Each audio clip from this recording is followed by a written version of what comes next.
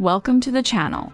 I'm Nina, and if you're here, it probably means one thing. You're learning English, and something isn't clicking quite the way you want it to. Sound familiar? Well, here's the good news. You're not alone. And here's even better news. I've made all the mistakes so you don't have to. Today we're talking about the biggest mistakes English learners make, why they happen, and most importantly, what to do instead. This episode is great for listening practice, so take it slow, and don't worry if you don't catch every single word. That's part of the process. But before we dive in, if this is your first time here, hit that subscribe button right now. We drop new episodes every week, all designed to help you improve your English in a natural, relaxed, and fun way. Okay? Okay, let's go. Alright, mistake number 1, and I am so guilty of this one. Looking for a shortcut. Raise your hand if you have ever Googled something like, how to speak English fluently in 30 days. Come on, be honest. I have done it. I have bought the courses that promise miracles. I have watched the YouTube videos that said, just do this one thing, and you will be fluent by next Tuesday. Here's the truth, my friend. Learning a language is a lot like learning to play the guitar or learning martial arts. You don't get good overnight, and that's not a bad thing. That's just how it works for literally everyone. Think about it this way. Even native English speakers are still learning new words, new expressions, new nuances all the time. Language never really stops growing. So, if someone tells you they can make you fluent in 12 months with their revolutionary method, take a deep breath and maybe hold on to your wallet.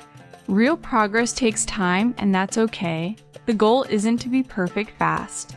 The goal is to be better than yesterday. Better than yesterday. Write that down. Okay, mistake number 2, and this one might surprise you. A lot of students spend like 90% of their time trying to speak, and only about 10% actually listening. And I totally get it. Speaking feels productive. It feels like real progress.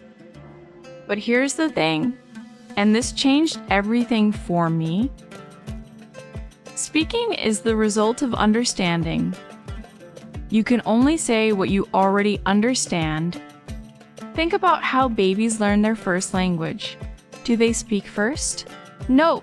They spend months just listening, absorbing sounds, rhythms, patterns, and then words start coming out. Now, I'm not saying don't practice speaking. Please do, but balance it out. Read more, listen more, watch movies and shows in English. Let the language wash over you even when you don't understand 100%. That exposure is doing more work than you think. A good rule of thumb? For every 1 hour of speaking practice, do at least 2 hours of listening or reading. Your future fluent self will thank you. Mistake number 3. Treating English like a school subject instead of a living, breathing thing. Here's what I mean. A lot of learners open their grammar book, do some exercises, close the book, and call it a day. And then they wonder why they can't hold a real conversation. The problem is that English, or any language, really isn't just information. It's not like memorizing dates in a history class. It's more like learning to ride a bike. You've got to actually ride the bike. So what does that look like in real life? It means finding English content that you actually enjoy. Podcasts about topics you love. Movies that make you laugh. Songs that get stuck in your head. Video games, YouTube channels, Instagram accounts, whatever works for you. The formal stuff, like grammar lessons and vocabulary lists, are great to support. They're like training wheels. But the real learning, that happens when you're living inside the language every single day. Here's my challenge for you this week. Find one thing in English that you genuinely enjoy, not something you think you should watch or listen to something you actually want to. That's your homework. You're welcome. Mistake number 4. This is a big one, so stay with me. A lot of people think that signing up for a course or going on an exchange program will magically solve everything. Like, I just need to find the right course and then it will all click.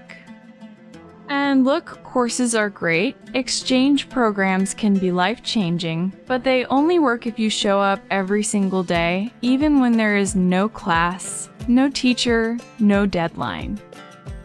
English needs to be a constant in your life, not just a phase. Not just, I will study intensively for 3 months and then I will be done. Think of it more like brushing your teeth. You don't brush your teeth really hard for a month and then take a 6-month break, right? You do a little bit consistently every day, and that consistency, that's what actually gets you there. Set small, realistic goals for yourself. Not, I want to be fluent. That is too big and too vague. Instead, try. This week, I want to be able to talk about my job in English. Or, I want to be able to order food at a restaurant without freezing up. Small wins build confidence, and confidence builds fluency. Mistake number 5, and this one's a little bit tough love. Waiting for a teacher to do the work for you. Now, before teachers come for me, I love teachers. Teachers are amazing. But here is something really important that nobody tells you. Languages are learned, not taught. Your teacher can show you the path. They can explain grammar, correct your mistakes, give you materials, but they cannot put the language inside your brain. That part, that's on you. The most successful language learners I know are the ones who take full responsibility for their own progress. They study beyond the classroom. They seek out extra input. They don't wait for the next lesson to practice. They practice every single day on their own terms. Think of your teacher or your course as a personal trainer. They can design the workout and cheer you on. But if you don't show up to the gym, no results. You are the main character in this story. Take the wheel. And mistake number 6. The one that I think holds more people back than any grammar rule ever could. The fear of making mistakes. Oh, this one I know really, really well. That feeling of opening your mouth and suddenly forgetting every word you ever learned. That voice in your head saying, what if I say it wrong? What if they laugh? What if my accent is embarrassing? Can I tell you something? Mistakes are not the enemy of fluency. They're the road to fluency. Every single person who speaks a second language made thousands, maybe millions of mistakes along the way, and they kept going anyway. Communication is not about being perfect, it's about being understood. And you can be understood even when your grammar isn't perfect, even when you forget a word, even when your accent is different. In fact, here's something kind of wonderful. Most people are genuinely rooting for you. When they see someone trying to speak their language, the instinct for most people is to help, not to judge. So make the mistakes, say the wrong thing, laugh about it, and try again. That is how it works. That is how it has always worked. Okay, we covered a lot today. Let us do a super quick recap before we go. Number 1, there are no magic shortcuts. Progress takes time, and that is a beautiful thing. Number 2, listen and read more than you speak. Input builds output. Number 3, live inside the language every day, not just during study sessions. Number 4, be consistent. Small steps every day beat big bursts of energy once a month. Number 5, take ownership of your own learning. You are in charge. And number 6, make mistakes. Lots of them.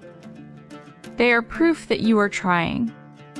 Learning English truly changed my life, not because I woke up one day and was suddenly fluent, but because every small step forward opened a new door, a new connection, a new opportunity, a new version of myself. And that journey, it is waiting for you too. You just have to start and keep going. One word at a time, one episode at a time, one brave little mistake at a time. Now I want to hear from you. Leave a comment right below this video and tell me, what is your biggest challenge with English right now? I read every single comment, and I might even make a future episode just for you. If this episode helped you even a little, please give it a like. It really helps other learners find this content. And if you have not subscribed yet, what are you waiting for? Hit that button and join our little community of English learners who are doing this thing together. See you next week. Keep going. You have absolutely got this. Take care.